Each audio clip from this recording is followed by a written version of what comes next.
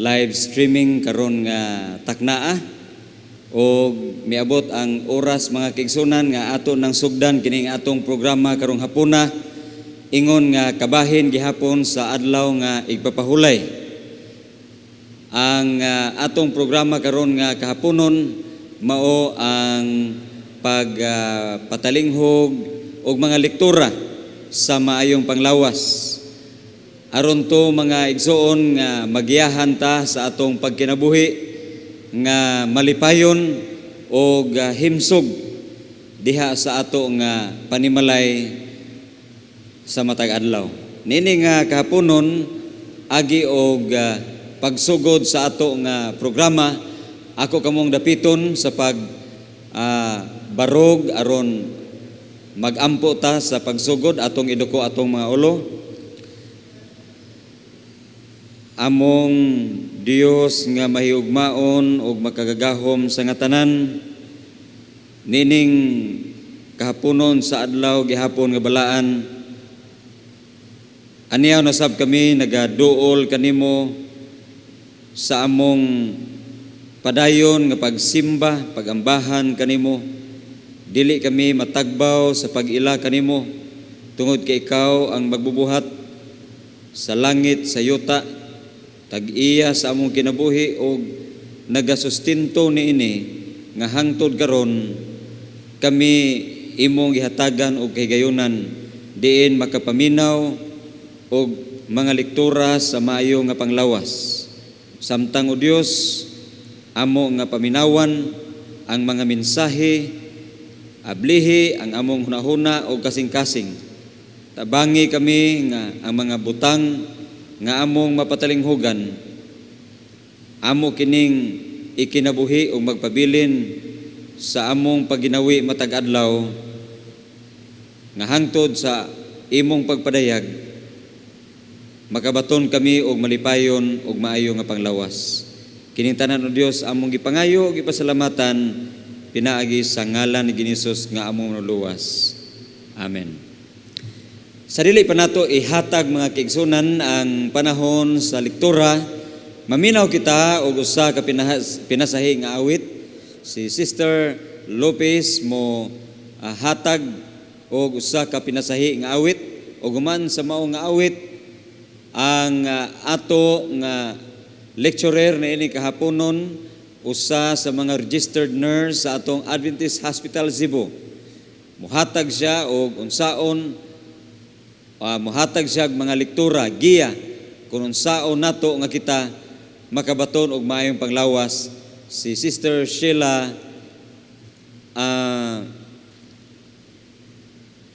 Noval muhatag sa iyang lektura niini nga kahaponon. Atong isunod ang pinasahi nga awit.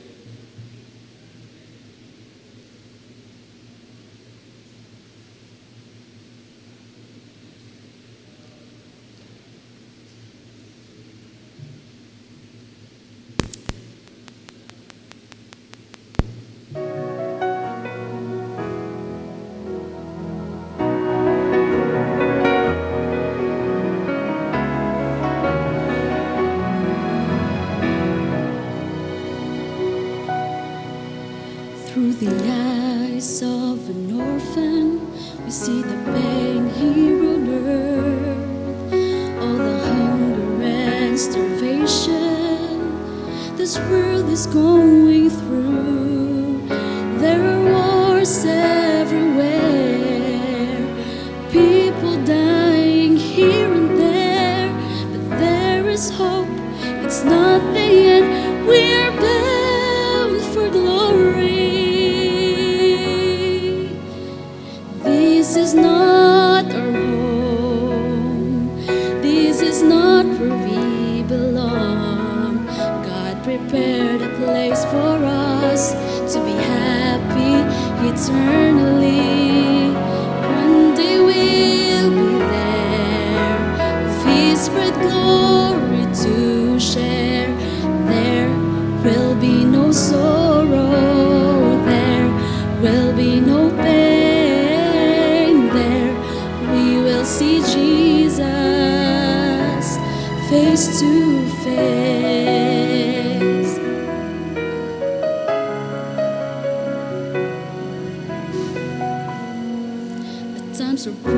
problems just get too much, and we feel like giving up when we really fought the hardest, yet we fail in the end. Our friends have gone away, everything seems just in vain, but there is hope, it's not the end, we are bound for glory. This is not our home, this is not where we belong. God prepared a place for us to be happy eternally. One day we'll be there, with His great glory to share. There will be no sorrow, there will be no pain. There we will see Jesus face to face. With all desire to live in the perfect world, we may not see, but we're heading there.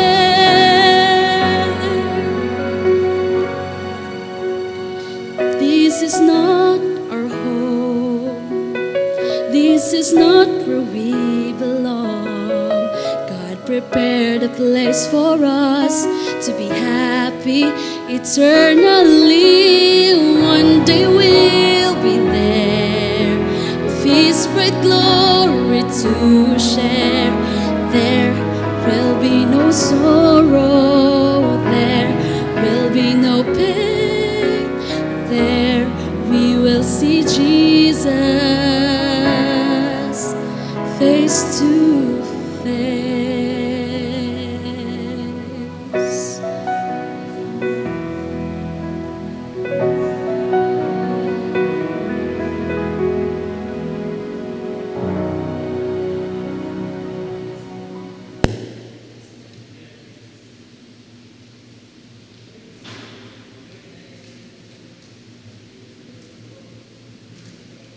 Maayong hapon sa tanan.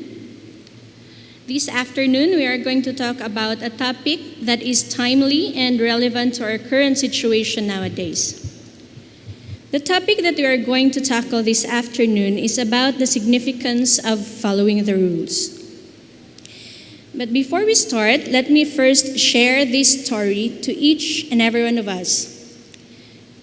This story is similar to what the whole world is facing right now. Does any one of you know Dr. Ameo Adadevo?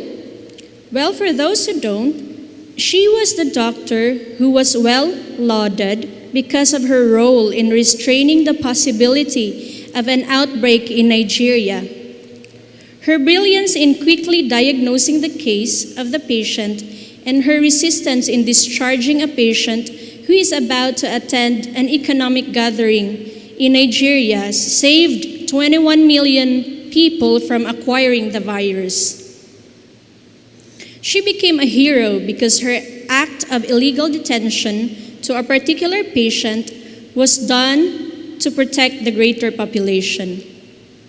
Her decision has led the country to completely eradicate Ebola within 93 days, which took Liberia and Sierra Leone 2 years to combat.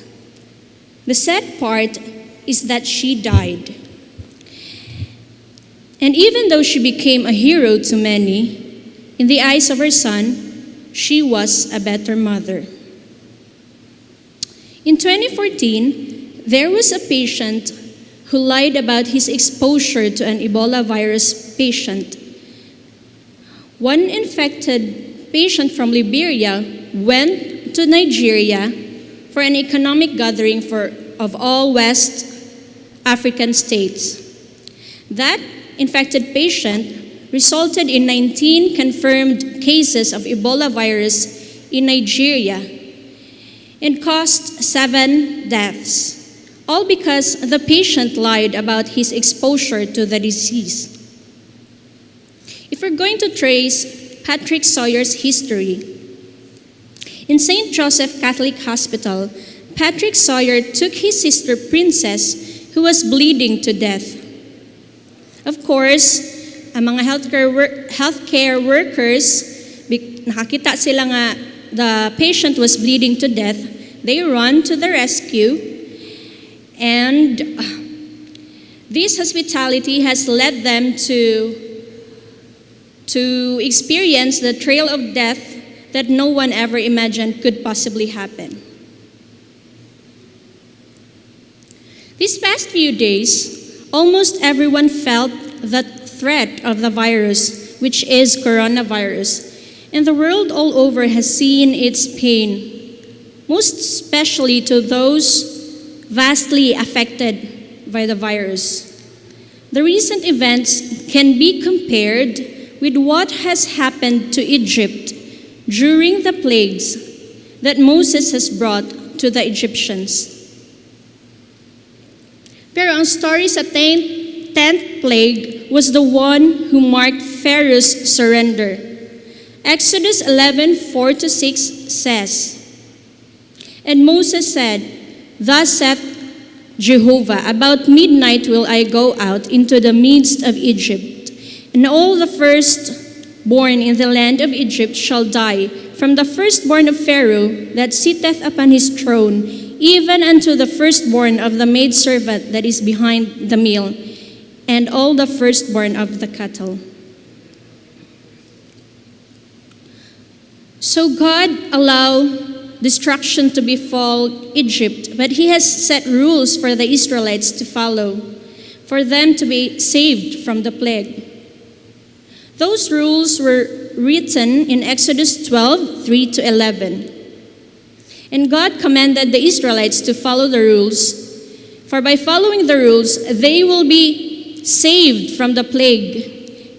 And Exodus 12:13 says, "The blood shall be to you for a token upon the house where ye are. And when I see the blood, I will pass over you, and there shall be no plague be upon you to destroy you when I smite the land of Egypt." Let us then try to internalize and relive the events during the Passover in our heads. Say, for example, we are living during those times, and try to picture out the rules that God set for to the Israelites. At the same time, let us try to check the present rules that the DOH has recommended.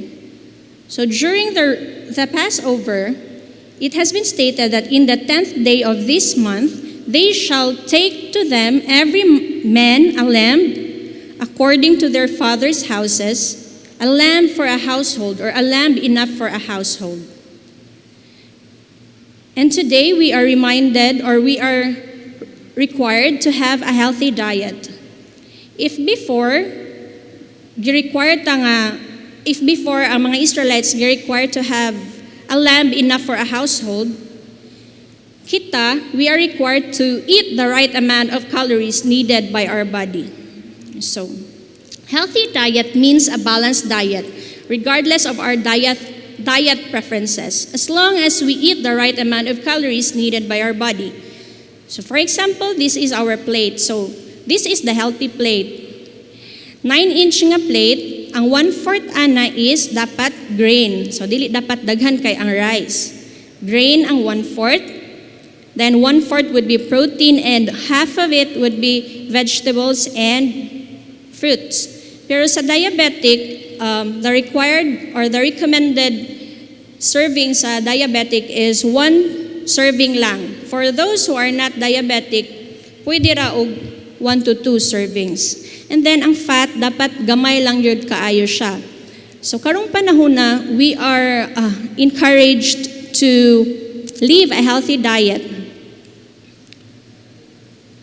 And as we all know, the plant-based diet is very effective in reducing the kanang blood sugar levels and kaning atoang blood cholesterol levels in the body. So we are highly encouraged to eat vegetables and katong mga low salt, low fat diet lang. Most especially kung mga high blood ang naay mga pasyente nga or naay mga tawo nga high blood. So for the vegetarians, It is parehas lang siya, 25% or 1/4 of the plate should be plant-based proteins, and then 1/4 pod ang grain or rice, then half of it would be vegetables. Okay? So we are also encouraged to eat fruits that are rich in vitamin C.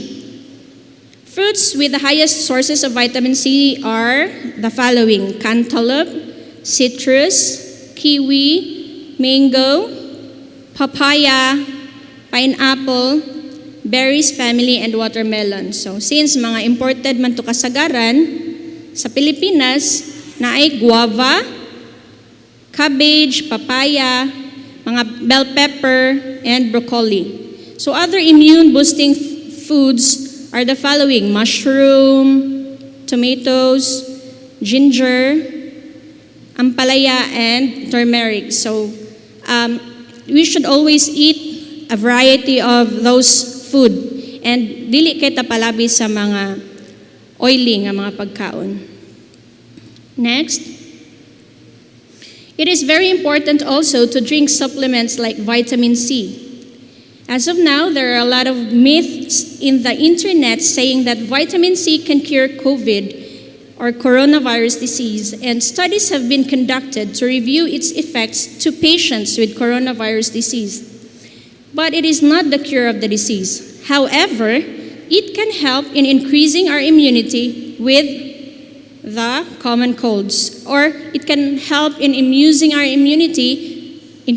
immunity para dili ta daling masakit. Okay? One major disadvantage manggod if we rely on the thought that we are taking vitamins, automatic mukumpiyansa na ang ubang tawo, dili na dayon ilang i-feel nga dili sila daling matakda na dayon. Pero aside from taking the medications, dapat ato pong i-follow ang mga proper ways to prevent from acquiring the diseases. So just a brief history about vitamin C. Linus Pauling popularized vitamin C in the 1970s when he published a book that has several claims of the benefits of vitamin C. But then, kato nga mga claims, wala ka ito siya na back up by study because there are certain review of several studies in 2013 dito na found out nga though effective siya in preventing the common cold, there were also some who bisag nag-supplement pag vitamin C, nagka-sipon lang gihapon or nagkaubo lang gihapon. But to the general public, effective siya. Maong dili siya madawat nga cure to the coronavirus disease. As of now, wala pa na find out nga cure for the coronavirus, but taking vitamin C can help a lot in increasing our immunity. In that study, naapo dito'y nakita nga vitamin C is very effective in reducing the duration of colds in the general population by 1 day. So, katong nga study, the participants were tested using the 200 milligram dose. So, ang normal recommended dose for adults should be 500 milligrams. That's why we should take into consideration, so katong mga pasyente nga na history bita of stone, kanang kidney stones, so dili lang mo take more than the required amount. Kay magka-problema na pod ta kung magka-stones na pod balik. Okay, since it has been found nga effective di ay ang vitamin C in reducing the number of days nga nagkasakit ang katong mga participants sa atong study in 2013, in Wuhan, researchers and scientists in Zhongnan Hospital, Wuhan University launched a clinical trial if vitamin C could alleviate symptoms and improve outcomes of COVID patients. So, ang result ani ilang study would come out later by the end of this year. So, ato na siyang tanawon or ato na siyang pagbantayan kung kano sana mugawas. Vitamin C, how does it function in boosting our immunity? Vitamin C acts as an antioxidant, meaning it neutralizes free radicals generated by the body's normal metabolism. It acts mostly on cells responsible for immunity, like the white blood cells, or katong mga sundalo sa atong lawas. Free radicals are unstable molecules that damage the normal healthy cells. So, after ang atong body manggod na siya mga normal metabolic function. So, after naay ma-form nga mga free radicals. Kining free radicals are harmful to the normal healthy cells. So, si vitamin C, iyahan nang in-neutralize para dili siya mo function in destroying the normal healthy cells. We can simply illustrate that in layman's understanding to this kaning stick gear bitaw sa sakyanan. So kaning stick gear sa sakyanan, for the benefit of those who do not know the basic rules of driving, kaning stick gear, kung ang sakyanan, mag-urong lang siya sa plain nga surface, ang stick gear, inig-move ni mo ana, that's the time, move pod ang sakyanan. Pero kung naara gani sa neutral ang stick gear, dili dyan na move ang sakyanan kung nasa sa plain surface. So maupo na ang trabaho ni vitamin C. Iyang in-neutralize ang free radicals para dili siya mulihok og makapangguba og normal healthy cells. Okay? So that is why vitamin C is also important in boosting our immunity. Next, during the Passover, the Israelites are commanded by God to get a lamb that is without blemish. And they must, na mga rules diri ang Ginoo nga dapat, a male a year old, and ye shall take it from the sheep or from the goats. It must be kept until the 14th day of the same month, and it shall be killed by the whole assembly of the congregation of Israel at even. Rules during karong panahon na. Kung sa una, ang lamb should be without blemish, karon our hands should be without blemish or free from germs. Proper hand washing must be done properly and thoroughly, and the duration should be within 20 seconds or kanang mahuman ang duha ka happy birthday song. Okay? Proper and thorough hand washing must be observed to ensure that our hands will be clean and safe. So, as I read the steps, let me demonstrate to you kung unsaon pag hand washing. So first, di ba, for example, mo ni ang microphone, mo ni siya ang gripo, i-wet niyo ang hands with water. Then, mukuha ka og soap. Dapat ang soap, mapuno dyan imong kamot, na mubula dyan siya. Rub hands palm to palm. Then, rub back of each hand with palm of the other, over the other hand with fingers interlaced. So, ana. And then, rub palm to palm with fingers interlaced again. Rub with back of fingers to opposing palms with fingers interlocked. So, ana. Then rub each thumb clasped in opposite hand during our rotation, using a rotational movement. Then do it on the opposite of your hand. Rub tips of fingers in opposite palm in circular motion. So, ana, then ana. Then rub wrists with opposite hand, and then do it sa other hand. So for example, naadiri ang water, running water ang ideal jud, then dili nato inanaon paghugas. Dapat ana lang. Para ang bacteria nga atong na-scrub dinhi or nakuha gikan sa ato ang thorough nga hand washing, munaog lang siya padung sa ubos. So ana and then we can use tissue para sa pag-turn off sa faucet. And then we can fully say that our hands are clean and safe. Use hand sanitizer when there's no soap and water. 70% alcohol is best when no water is available. And then, same procedure even when using the hand sanitizer or alcohol. The virus may enter your eyes, mouth, and nose. So it is very important to avoid or refrain from touching your face and nose, especially kung dili clean imong hands. Next, rules during the Passover. And they shall take the blood and put it on the 2 side posts and on the lintel, and upon the houses wherein they will eat the lamb. No one was allowed to go out of their house. So today we are required to avoid crowded places and to stay home. The best way to stop the spread of the virus when there is an outbreak is to stay indoors and avoid crowded places. This is simply done to curb and prevent further infection. What is the importance then of isolation and quarantine?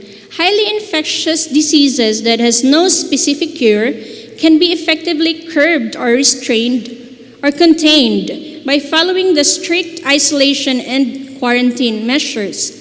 Isolation, para i-differentiate natong duha, isolation is for people who are ill. So kung katong na yung mga symptoms na, mo to silang i-isolate. Quarantine is for people who have been exposed but are not ill. Again, isolation katong mga pasyente nga nanay symptoms para dili sila makapanakod pa jud.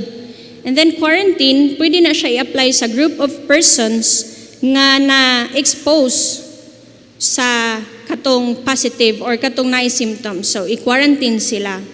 So, karon mao na ang gibuhat sa ato gi-quarantine pod ang Cebu City o ang province na nirado silang borders para pod ma-prevent ang spread of the virus. Next, we need to practice social distancing. When the situation requires for you to go out of your home, always remember to keep at least 6 feet distance from another person. What is physical distancing again? This does not only involve kanang physical distance nga 6 feet, but this broad set of measures includes avoiding handshakes. So kung wala tagi handshake sa mga tawo nga close nato sa una or wala tagi beso-beso, dili tala dapat malain kay it is mandatory nowadays. This involves avoiding crowds. So dili magpanic buying, dili mo adto sa grocery nya makigdungan sa daghan kayong makigsutsot sa daghan kayong mga tawo. Nya dili pod mo adto sa market kung huot jud kaayo. Staying at least 2 meters or 6 feet away from people, and most importantly, staying at home if you feel sick. The virus needs humans to spread. So it is important to observe proper sneezing and coughing etiquette. Viruses needs humans to replicate. So it is important to cover coughs and sneezes, wear a mask at all times when inside the hospital or when in a crowded place. Avoid touching frequently touched surfaces like doorknob o kanang mga screen handle or elevator, kanang number sa elevator. So this illustration shows, for example, kung ang kayo, kaning mga pusporo manggod, kung imo ni siyang ilinya niya, dugol kay sila, imong duslita ning first nga pusporo, magtakod-takod na ang kayo din ha. But then, if you're going to remove one matchstick, ma-avoid ang nga matakdan or masunog tanang matchstick. So, inana sad ang principle behind social distancing. If you're going to break that chain of infection, if naay mga mag-isolate and naay mag-quarantine, then ma-prevent po ang pag-spread sa virus. So, inato po ang gibuhat sa katong story nga akong gi-share earlier. So, inana ang gibuhat sa Nigeria, maong 93 days ra nila na prevent ang pag-spread na totally eradicate ang Ebola virus. Kay efficient kayo ang ilahang contact tracing, and then honest kaayo ang mga tawo nga na-expose atong isa ka patient, nagpa-quarantine or nagpa-isolate jud sila. Again, next, rules during the Passover. And they shall eat the flesh in the night, roast it with fire, and unleavened bread. With bitter herbs they shall eat it. They're required to not go out of their house by midnight, because the plague will come all over Egypt at midnight. Nowadays, we are required to stay at home and have adequate rest and sleep. Getting enough sleep is important for people of all ages to stay in good health. Sleep and rest allows our body to restore needed strength for the next day. So the Centers for Disease Control and American Academy of Sleep Medicine and the Sleep Research Institute recommended these following habits to improve sleep. First, we should be consistent with the time that we go to bed, and also be consistent with the time that we get up in the morning. So, mo-apply dyan diri ang cliche nga, early to bed, early to rise. Make sure that your bedroom is quiet, dark, relaxing, and at a comfortable temperature. Next, you need to remove electronic devices such as TVs, computers, and smartphones from your bedroom. So this is very effective. So I have tried this one. Sayo kay ko makatulog kung dili ko ang akong cellphone layo ra jud sa ako. Avoid large meals at night and avoid substances that can increase wakefulness at night, such as coffee and others. Get some exercise. Being physically active during the day can help you fall asleep more easily at night. By staying at home, the virus will no longer spread, and the plague, which is COVID-19, will not come inside our homes. We need to stay at home to flatten the curve.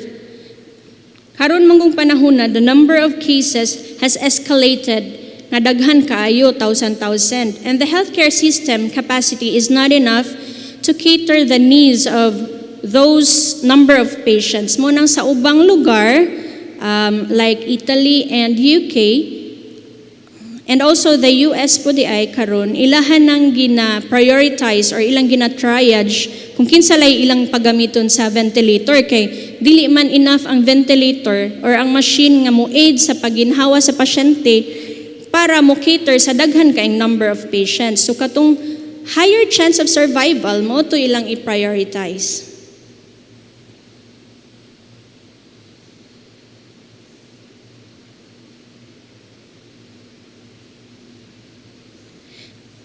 Coronavirus explained easily. So we can fully understand coronavirus by this example. Karen got infected yesterday, but she won't know until 14 days later. Karen thinks that she's healthy and is infecting 10 persons per day because wala man gud nagmanifest ang symptoms. So feeling ni Karen, wala ra siya sakit. Okay, wala siya na infected sa virus. Katupong nakasalamuhan ni Karen, those 10 persons think that they are okay and they travel, go out, and infect another 100 persons. These 100 persons think that they are healthy and keep infecting 1,000 persons. Mao nang nahitabo ang pandemic. No one knows who is okay and no one knows who can infect one from the other because the enemy cannot be seen. That is why we need to stay home. There have been reports also of patients who has the virus but do not have the symptoms. So honesty is very important. Earlier, karong buwan na ay mga cases of doctors who died because some patients also were the same with the first patient that Dr. Ameo Adadevo encountered in Nigeria. So wala silang sulti sa ilang, dili sila honest sa ilang history of travel or exposure to a positive case of COVID. So daghan pud ang mga doctors nga nangamatay. And one patient shared his insight about being honest. And I quote, and I will read his statement here. I realized that ignorance and inaction will cause the virus to spread faster, he wrote. That should anyone experience any symptoms, they should stay home and limit contact with others. They should not shrug off any symptoms and downplay them. This community quarantine is something that we need to protect the people that we love. Republic Act 11-332 says that it is mandatory to report notifiable diseases and health events of public health concern.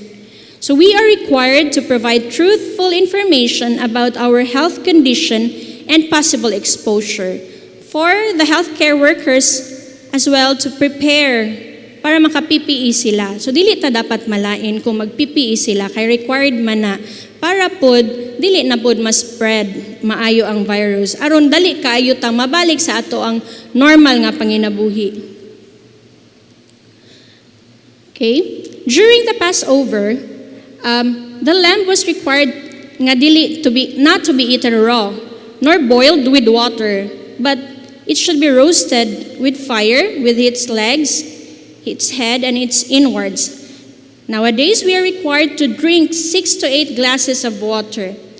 We need to drink the required amount of water needed for us, or for each and every one of us. Pero lain-lain man ta, naman ko'y ubang mga tawo nga na sila heart problem or na sila mga kidney problems. So, those patients, dapat na sila limitation. So, kung moingon ninyong doctor nga 1 liter of water, 1 liter of water lang sa jud ang imnon. Pero dili ta mo inom og less than 1 liter kung ang gilimit sa ato is 1 liter. That is to keep us hydrated. The body needs water in all its cells, tissues, and organs, and during respiration.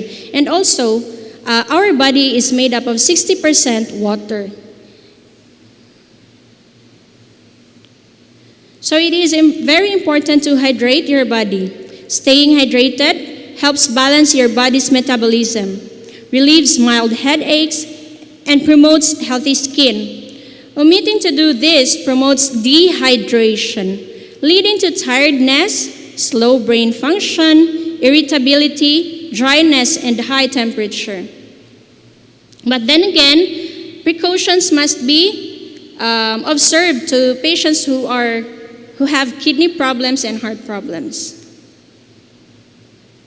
During the Passover, the Israelites were required to eat all the lamb and let nothing of it remain until the morning. But that which remaineth of it ye shall burn with fire, and ye shall eat the lamb with haste. Kay katong gabi una, gi-require na sila nga muhawa or gi-promisa na sila sa Ginoo nga muhawa na sila ato sa Egypt during that time. Today, we are reminded to avoid stress and be optimistic. Amid the uncertainties, let us always remember to trust God. Pessimism leads to worry and anxiety, further giving us stress. Stress can affect all aspects of our body, be it mental, physical, social, and spiritual. People who think negatively also has negative outlook in life. Too much stress can lead us to be anxious, tearful, and struggling to sleep. So di ta ka sleep. Which then deprives us to enjoy the things that we normally do in the past. Physical ailments then happens, and social relations are affected. And its overall effect is for us to lose our grip to our Creator. Motong naatoy uban tungod sa mga problems and crisis nowadays, naatoy nabalita nga nurse nga nag-suicide. That is, wala niya na-handle ang too much stress. So you see the impact of one single thought to our overall being. That is why Philippians 4:13 reminded us to trust in the Lord, for in Him we can do all things. Here are some of the ways that we can prevent negativity, and we can be the other way around. So first, we need to create some positive mantras or slogan. Example, these too shall pass. Or pwede sad kaning Philippians 4:13 ng imuhang mantra. I can do all things through Christ who strengthens me. So every time nga naay negative thought nga mosulod sa imong mind, imo lang ning hunahuna-on permi. Balik-balik until such time maanad ka, and then imong body musunod kung unsa imong ginahuna-huna. Believe that your mantra will come true. Next, we need to focus on the positives. So mahuman ra jud lagi ni tanan, mahuman ra ni tanan. Don't try to look for patterns of bad luck and don't blame yourself for it. Keep a gratitude diary. So ang uban gahimo sila diary, gina-write nila unsa may mga benefits aning enhanced community quarantine. So I have more time with my family. I can have more time chatting with my friends. And I can have more time doing my laundry, gardening, o bisag unsa nga things nga you used to enjoy. And others. So imo siyang isuwat and then imo siyang permibasahon para maka-create og positive vibes. Focus on the solution rather than the problem. So kung walay work as of now, let us think on the brighter side of the road. Let us stay calm and avoid stress and practice the following. Take a break from the news because it is very stressful. Information overload can be upsetting. Make an effort to switch off your screens once in a while. So, ako ning gibuhat pod, wala na gani ko kabalaw og pila na ron ang latest number of cases nga positive sa atoa. So, this is very helpful during these times. Take care of your body. Meditate, eat well-balanced meals, take deep breaths aside from staying safe and staying healthy. Pray always. And then make time to unwind. Use a few minutes of your day to do something that you used to enjoy. Katong time nga, wa pa ta nagtrabaho, naman dyan tayo mga hobby. So, pero kung kato atong hobby involves staying outdoors, dili lang sad siguro nato buhaton as of now.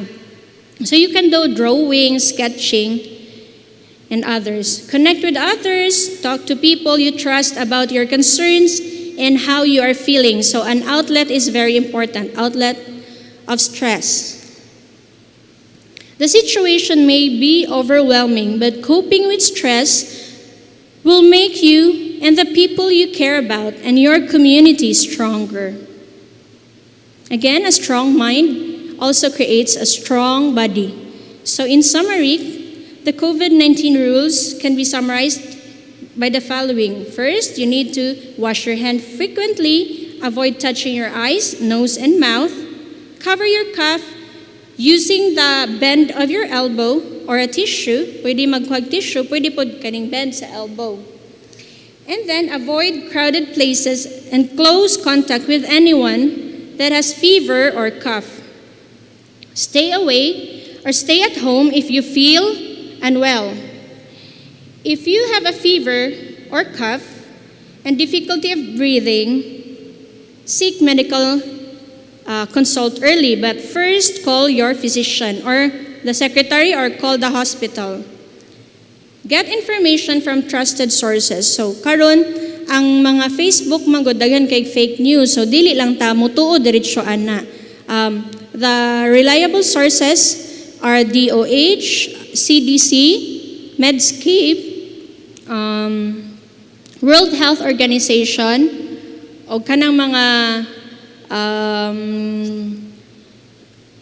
Association of mga Diabetes, American Association or American Heart Association, kanang mga reliable lang nga sources. Dili lang kanang mga ipang forward nga mga message nga dili reliable. Okay? Ang mga hospitals pod nowadays naatay triage. So let us abide lang by the protocol of the hospital and dili lang ta dapat pod mahiubos kung naatay gina-follow nga mga protocols nga dili na usually gibuhat before.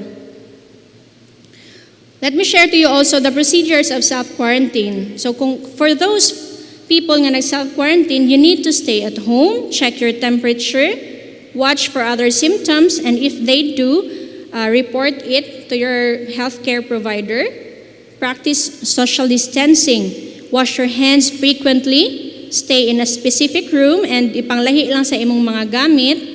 And call your doctor if the situation worsens. For diabetics, you need to follow the meal plan nga gihatag sa inyong mga diabetes nurse educators or endocrinologists. You need to exercise inside your home, check your blood sugar frequently, and again, dapat more on vegetables ang ato ang kanon. Take your prescribed medicines. Remain at home.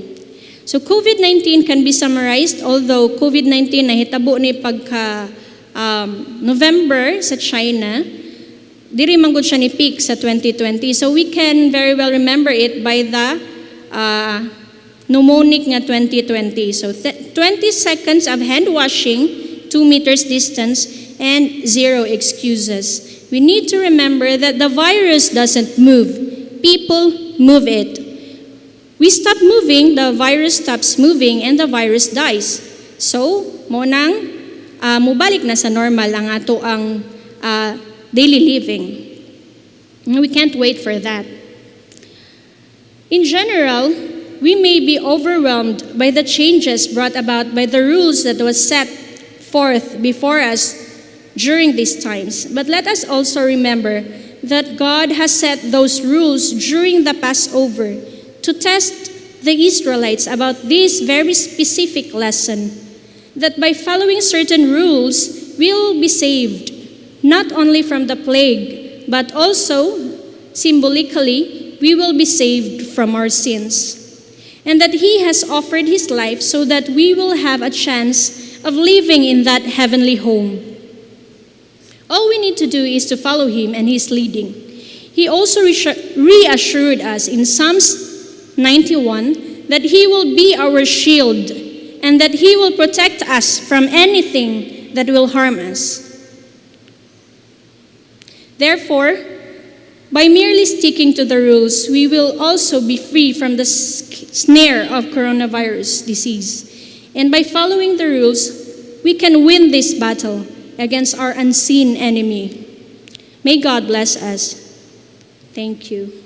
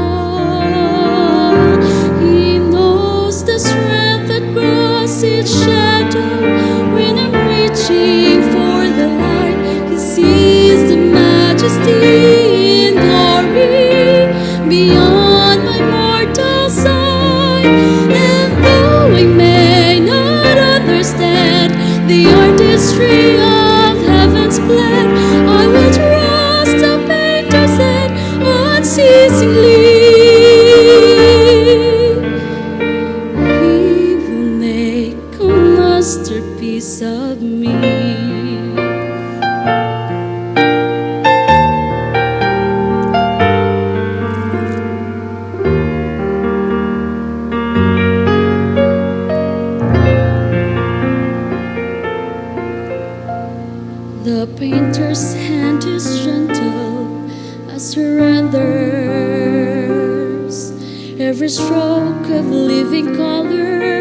patiently in shades of darkest night or brightest splendor. He reveals His grand design and shows me what I'm meant to be. He knows the strength that grows in shadow when I'm reaching for the light. He sees the majesty in glory beyond my mortal sight.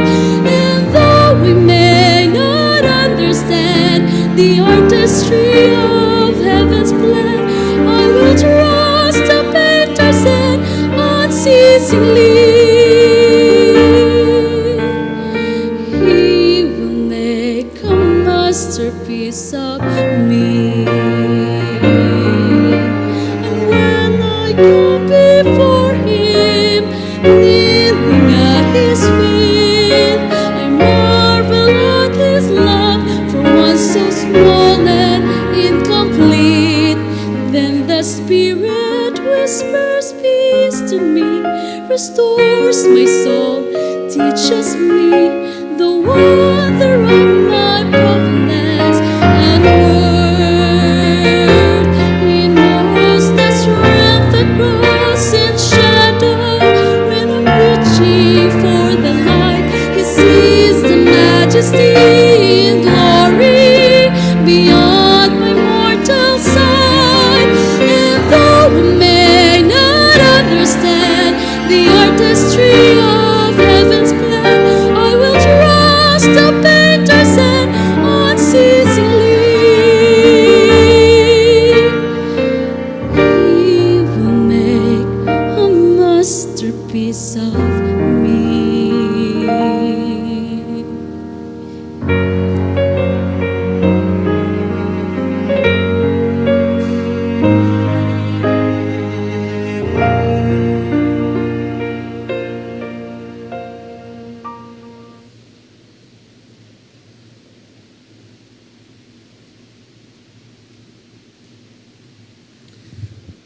Atong hingpit nga tapuson kining atong programa sa lektura sa mayong panglawas pinaagi sa magampo ta mga kaigsunan. O Dios nga balaan ug dalampanan makagagahom sa nga tanan.